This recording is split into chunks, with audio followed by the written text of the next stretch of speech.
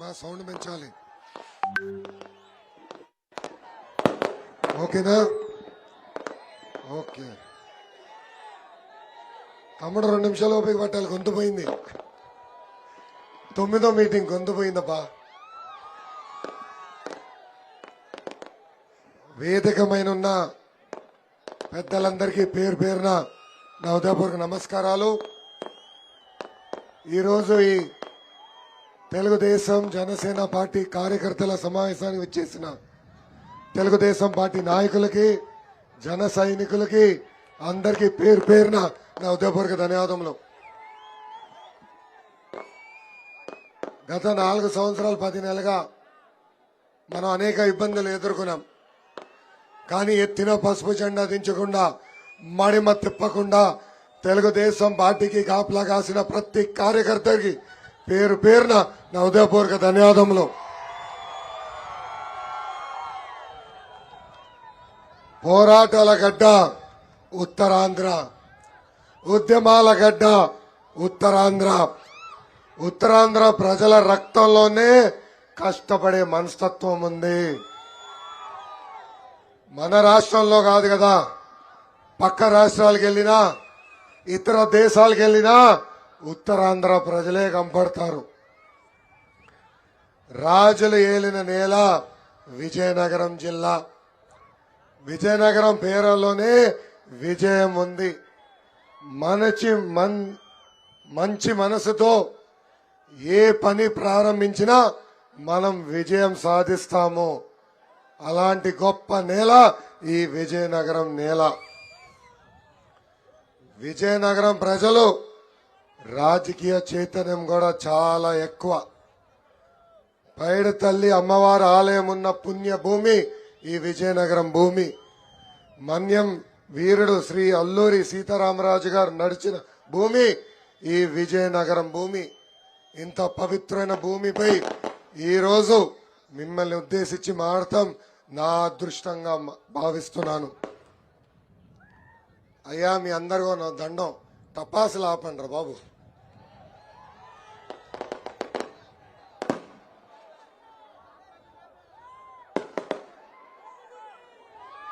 అయిపోయిందా రాకెట్లో? అరే గొంతు పోతుంది స్వామి.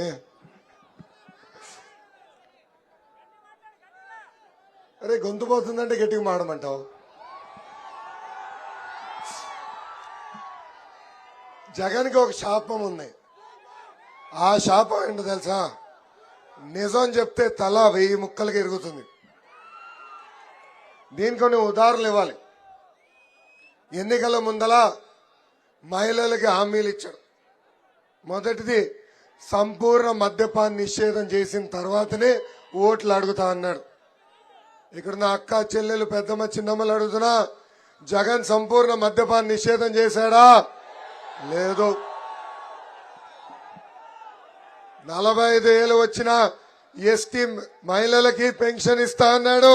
పెన్షన్ ఇచ్చినాడా? లేదు. అసలు మోసానికి ప్యాంటు షర్ట్ వేస్తే అచ్చు జగన్ లాగా ఉంటుంది. యువతని కూడా మోసం చేశాడు.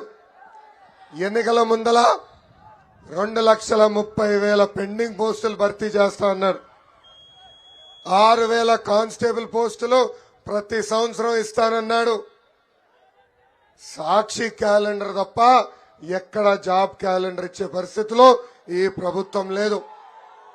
అంతెందుకు, ఎస్టీ స్టడీ సర్కిల్ మూసేశారు, ఎస్సీ స్టడీ సర్కిల్ మూసేశారు, బీసీ స్టడీ సర్కిల్ కూడా మూసేశారు, పీజీ ఫీ రీంబర్స్మెంట్ ఎత్తేశారు.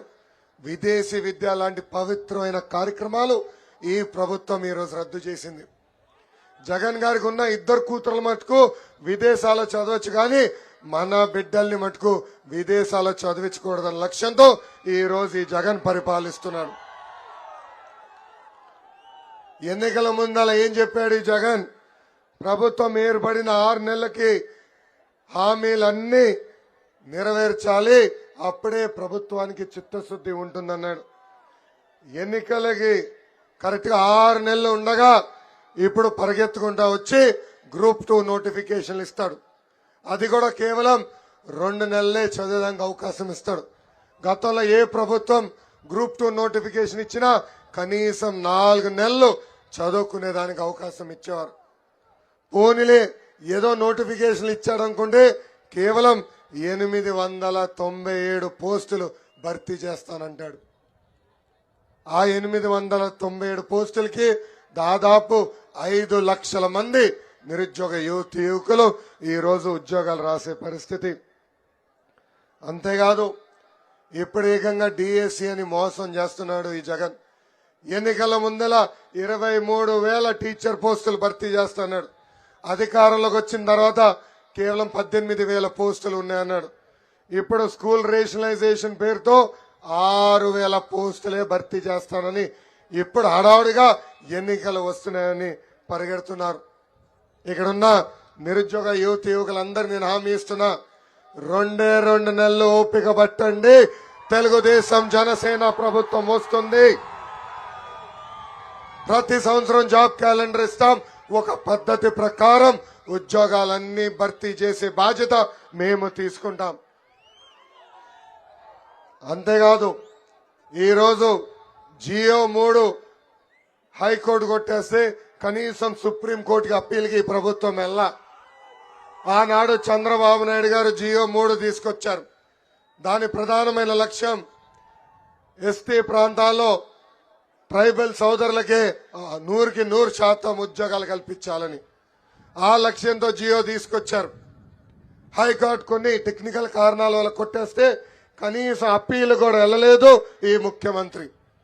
ఈ సభాముఖంగా ఎమ్మెల్యే గారిని అడుగుతున్నా, మీరు ఉప ముఖ్యమంత్రిగా పనిచేశారు కదా, ఎందుకు మీ నాయకుడు జగన్ ని ఈ విషయంలో నిలదీయలేదని. ఇక్కడున్న ఎస్టీ సోదరులు నేను హామీ ఇస్తున్నా, మన ప్రభుత్వం ఏర్పడిన వెంటనే జియో 3ని మేము అపీల్ చేస్తాం. తప్పనిసరిగా అమలు చేసే బాధ్యత కూడా మన ప్రభుత్వం తీసుకుంటుంది.